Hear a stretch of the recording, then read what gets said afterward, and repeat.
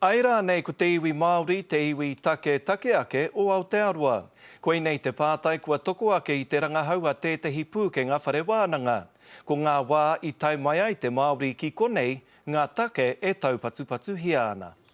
Te hekenga nui mai i Hawaii ki Aotearoa. He kōrero tuku iho a te iwi Māori, engari he pēhea nei tōna tika.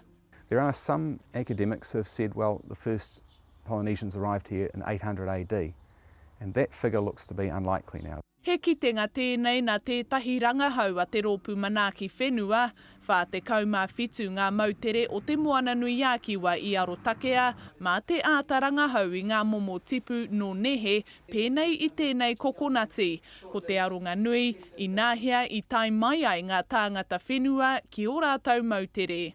We need to know when this happened because it helps us understand and interpret cultural changes that were going on, like the development of language, development of culture on all the different islands. Ko te whakatau i puta i tai mai te Māori ki Aotearoa i Wainganui i ngā tau ko tahi mano ruarau te kau me te ko tahi mano torurau waru te kau mārima. Torurau tau noaiho tēnei i mua i te taingatua tahi mai a te Pākehā, no reira i puea ake ai te raruraru. Some people will say they've only been here for 700 years, 600 years, something like that. And on that basis, people might say, well, they're not really indigenous. Te takenga koro nei tātou, tērā pēka rereke, engari tōna mana kāo, tōna tapu kāo.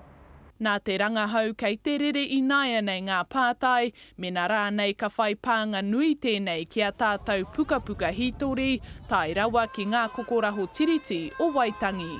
Ki au nei kare pā ki tēnei kōrero, na ke nei tūāhuatanga i Wainganui a tauiwi me ngai Māori, te riro ngātu o tātou taonga e rā tūāhuatanga, kei reira tonu taua me rā.